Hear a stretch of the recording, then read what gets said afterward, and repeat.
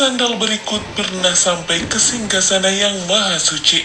Sandal ini hanya terbuat dari kulit kambing dan terjepit di antara dua jari kaki. Lalu siapakah pemilik sandal ini? Ternyata sandal tersebut adalah milik Rasulullah Shallallahu Alaihi Wasallam. Tatkala Nabi Musa alaihissalam harus membuka sandalnya ketika ingin bertemu dengan Allah Subhanahu wa Ta'ala, maka Nabi Muhammad Shallallahu Alaihi Wasallam diperbolehkan membawa apa yang dipakainya.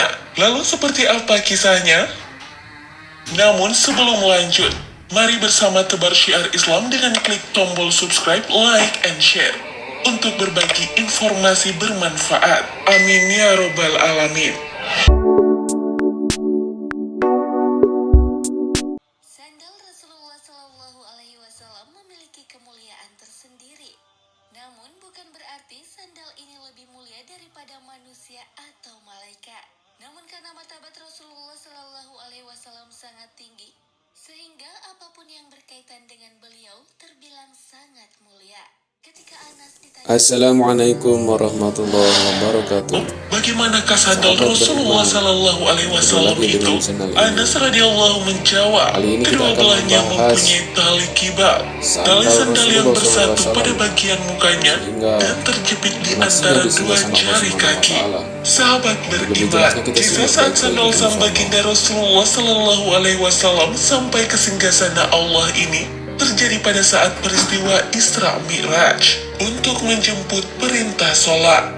Ketika itu malaikat Jibril menjemput Nabi Muhammad Sallallahu Alaihi Wasallam untuk ikut bersamanya ke Hadratullah.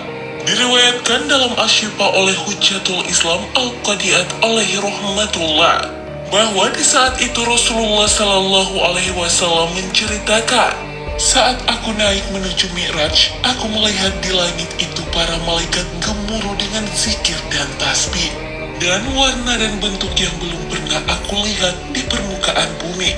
Belum pernah ada warna seperti itu dan bentuk seperti itu.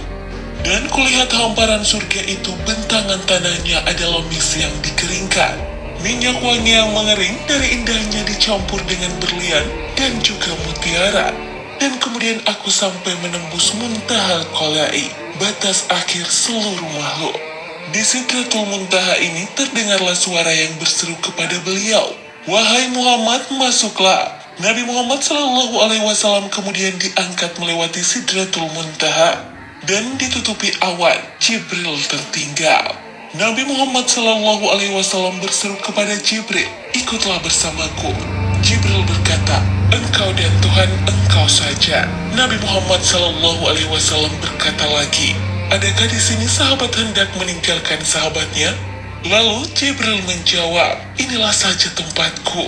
Jika aku melintasi kawasan ini, niscaya aku akan terbakar dengan cahaya." Malaikat Jibril tidak mampu melintasi lebih tinggi lagi. Hanya orang yang diizinkan oleh Allah Subhanahu wa Ta'ala yang dapat melintasi Sidratul Muntaha. Tidak lagi kudengar satu suara, sepi dan senyap. Tidak ada lagi bentuk dan warna-warni, dan saat itu aku pun mendengar satu suara. Nabi kemudian tiba di hadapan arsy singgasana Allah. Beliau tidak diperintahkan untuk membuka kedua sandalnya. Allah Subhanahu wa Ta'ala kemudian memberikan perintah untuk menjalankan sholat. Semasa hidupnya tidak ada yang tahu entah berapa kali sang baginda mengganti sandalnya.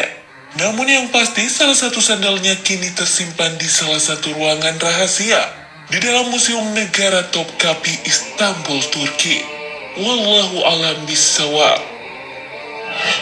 Segala yang baik datangnya dari Allah dan segala kekilapan mohon dimaafkan.